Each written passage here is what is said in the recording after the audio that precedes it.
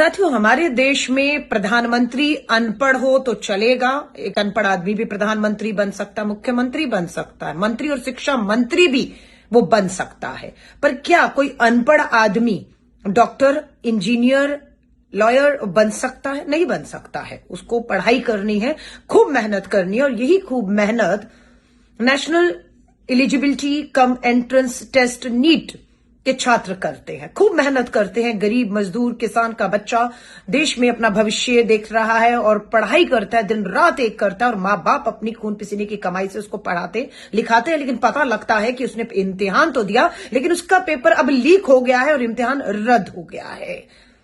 ये कोई छोटी बात है? मैं आपसे पूछना चाहती हूं, और इसके इतने हल्के से केंद्र में बैठी सरकार कैसे ले रही है?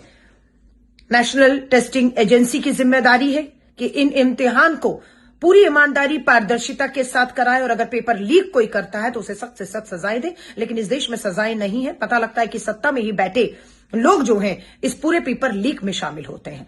पिछले 10 सालों में लगभग 90 बार पेपर लीक हुआ है। 90 बार पेपर लीक हुआ है, और उसमें से 50 बार पेपर दोबारा भी करवाना पड़ा है। और इस बार जो नीट 2026 का पेपर हुआ था, वो पता लगा वो लीक होने की वजह से अब रद्द कर दिया गया है, और 22 लाख बच्चे इस एग्जाम में बैठ चुके थे। और 22 लाख बच्चों को बताया जा रहा है कि आपने बहुत मेहनत करके इम्तिहान तो दिया, लेकिन आपका अब रिजल्ट नहीं आएगा, क्योंकि आपके इम्तिहान को कुछ लोगों की वजह से, जो भ्रष्टाचार और पैसे के लालच में सत्ता के जो है बिल्कुल फेल हो गई है, इसलिए वो पेपर लीक होने की वजह से 22 लाख बच्चों को कहा जा रहा है रिजल्ट की उम्मीद मत करिए, पेपर रद्द है, दोबारा तैयारी करिए, दोबारा पेपर लिया जाएगा। लेकिन कोई गारंटी नहीं है कि इस बार भी पेपर लीक नहीं होगा।